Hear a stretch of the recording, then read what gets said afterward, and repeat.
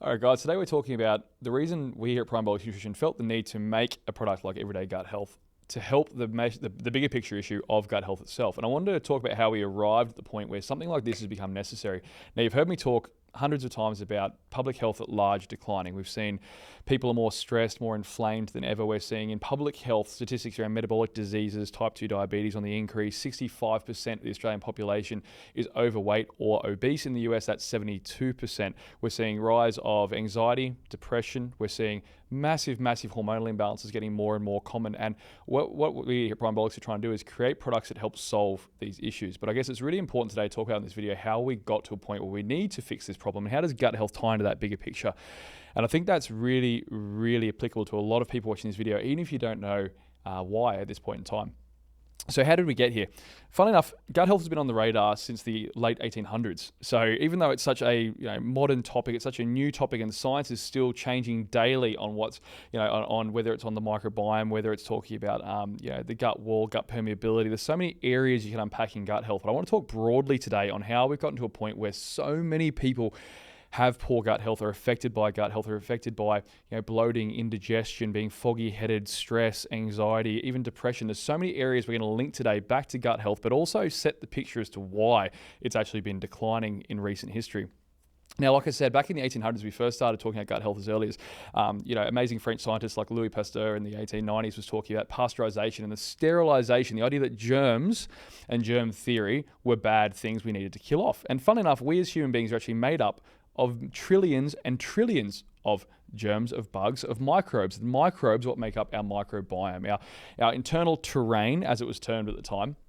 Our gut as a whole, which is, by the way, the size of a tennis court when stretched out, is a complex environment of tens of trillions of different species of microbes that make up our microbiome as a whole. Now, all these bugs are responsible for a host of different functions, from metabolic functions to neurological functions, to helping our body regulate blood sugar, to the way we metabolize foods, to the way we utilize nutrients, to the way that our metabolism works, to how our brain works. They regulate your entire body from this system. And the gut is now being understood more and more as the center of health and the center of the messaging in the body that tells every other organ, every other system what to do.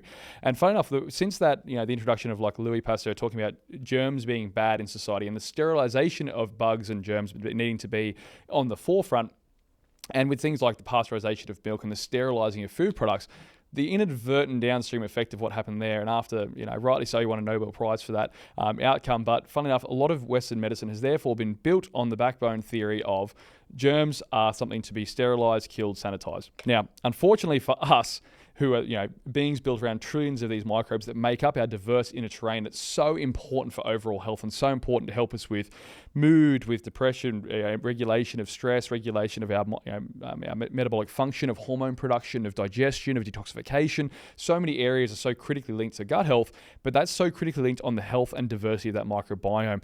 And what we've seen more and more since that is those, the early sort of, germ theory coming in display is society at whole has been like at mass bleaching our gut. We've gone where we had trillions of species to now we are finding people are only having a few dozen. And the way that's been happening is large-scale use of antibiotics. This is a really common one. The average US citizen is getting prescribed an antibiotic every 6 months. Now, antibiotics as a whole are just a broad-scale, mass warfare on your gut health. They found that for up to 2 years after an antibiotic course, your gut microbiome can be down from, instead of being trillions of species, to literally just a handful. It completely nukes our gut environment, and it can take up to 2 years to fully restore that biodiversity after we've eliminated all of that. And if you can imagine the average US consumer is having that every 6 months, there's never really a chance for that gut health to restore. And if we go, well, I don't have any antibiotics, this is irrelevant to me, 70% of our antibiotic production goes into the food supply. And it's really funny when we talk about how important gut health is for how our metabolism functions and how well our body regulates its metabolic rate. Well, the reason so much of that, those antibiotic use go into our food supply is to actually help them gain weight faster. Funnily enough, they discovered that when cattle were given antibiotics, they would gain fat and gain weight faster, which would make it easier to sell them faster. But what it's inadvertently done is we have got ourselves a sterilized food supply as well as overprescription of antibiotics ourselves. Now, it doesn't just stop at antibiotics themselves and in the food supply and so on. We also have to look at other bugs that we're killing off in the food supply. Broad-scale use of things like glyphosates, which are broad-scale pesticides, herbicides. These things are designed to kill off bugs, right? And unfortunately, what we found with glyphosate is ingested, which it does through our water supply, through our food supply, through being sprayed on fruit and veg that we're buying at the shops. Its active half-life is still in our system and unfortunately destroying and killing off on bulk our microbiome and leading to a place where we have this bleached inner terrain with such few, such little diversity in those microbiome, and that's leading to dysbiosis, overgrowth, and until it's smashing our gut wall itself. And the gut wall is literally one cell membrane thick layer, and it is the barrier between the outside world and our internal immune system, our bloodstream. It's making sure that gut wall is as strong as possible, because it is our first line of defense against everything that we eat, drink, ingest, take into our system. Really, really crucial to make sure that's healthy. But as we're destroying our microbiome and we're taking in more and more things, more and more is getting through that layer. And over time, what used to be a really tight layer there that can stop a lot of this environmental burden getting through to our bloodstream and getting into our system. Unfortunately, over time, as we're absolutely bombing this gut and this inner terrain, that is getting more and more permeable. More and more is getting through to our system, and our immune system, which has to govern this relationship and sits behind that gut wall and make sure nothing gets through, is now getting overwhelmed. And we're seeing this huge development of issues with autoimmunity, with people having immune dysregulation, systemic inflammation, neurological inflammation, all off the back of this dysfunction of the gut, which leads to things like the herbicides, the pesticides, the antibiotics in our food and water coming through.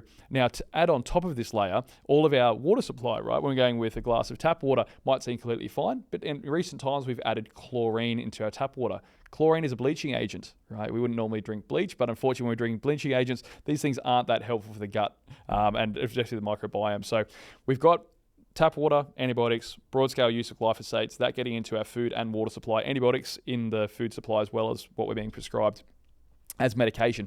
Lay on top of this stress. Now, we've spoken to this many, many times on how much stress is an impact to the everyday person. Stress, unfortunately, makes this product super relevant too, because the reason a lot of people are getting to the need for a gut health product is because stress in itself is also inflammatory. So ignoring the food supply, ignoring the water supply, ignoring all those chemicals there, ignoring the sterilization of society, the hand sanitizers, the bleaches, the chlorinated waters, the killing off of germs in our food, the pasteurization, all of that stuff. We'll park that over here for now. Let's then also layer this onto lifestyle stresses and lifestyle factors that impact gut health and made this thing relevant. Well, stress in itself is very inflammatory.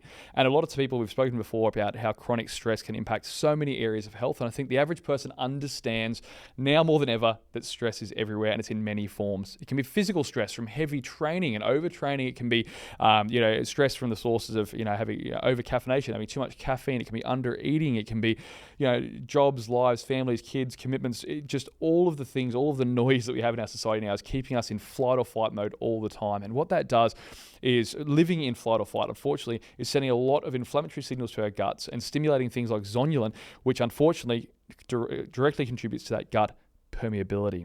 So what's happening here? We're bleaching the terrain, we're killing off the microbiome. We're also inflaming that gut lining directly with our lifestyle stresses that we know all of us have got floating around the background, whether it's that coffee you've had too late in the afternoon, 4 days a week this way, whether it's that breakfast you skipped and instead had a double shot coffee on the way to work, whether it's that heavy leg session you did at 6 p.m. last night, had a heavy pre-workout before that, and you didn't sleep till 2 a.m., whether it's the busy mum at home and you found that your sleep quality you've woken up 4 times last night and you're waking up feeling like a zombie and living on caffeine to get through the day. Whatever your source of stress is, that's going to be impacting your gut. And it's no wonder why so many people get to a point where they used to be completely fine eating a whole range of foods and having no issues at all. Now they're at a point where they look at a piece of bread and they get bloated. They look at a glass of milk and they're waking up bloated. Hell, it gets to a point where you wake up and you have a glass of water and your lower stomach is already firm and you're already feeling distension before you even started the day or had your first bite of food. So this is starting to cause a lot of very large scale issues, but the stress is one of those really common sources as well.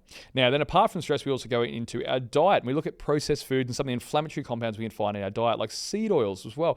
We find a lot of the things in the processed foods that we're eating as well, driving inflammation and again, not nourishing a diverse microbiome. Our microbiome feed on fibre, and the average Australian has between 18 and 25 grams of fibre a day. The recommendation is a minimum of 35 to 42 grams.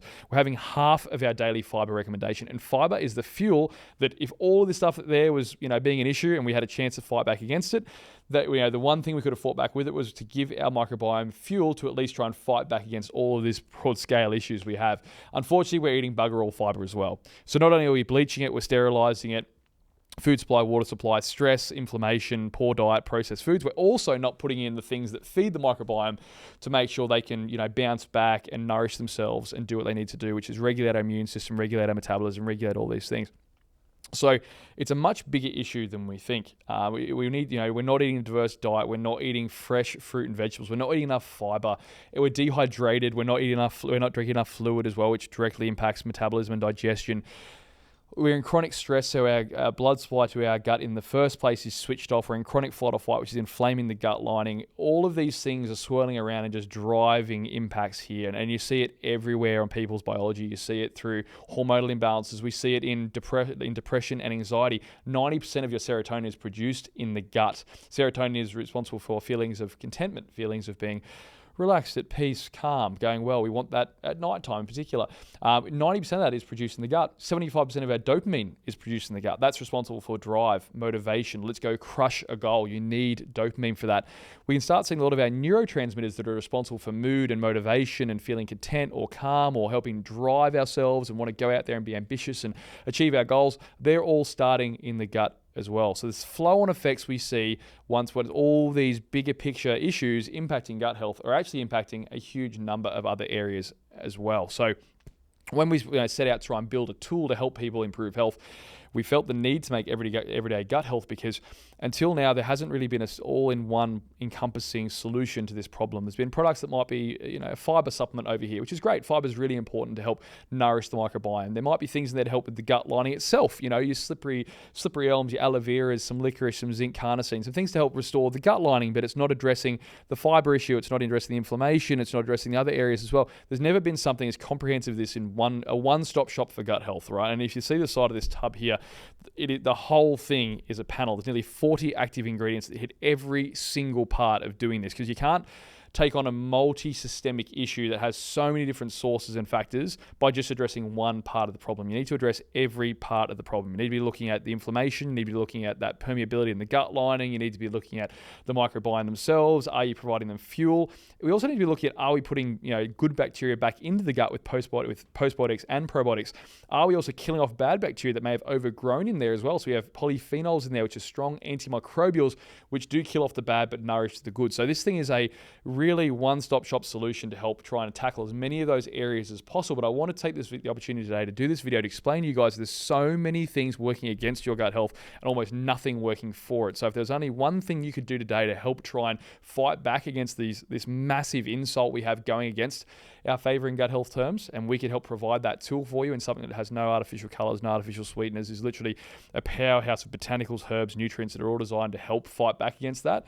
I think that's something we can be morally really proud of and really stoked to bring to market. So you guys have finally got a meaningfully potent tool to help fight back against the issue that is poor gut health.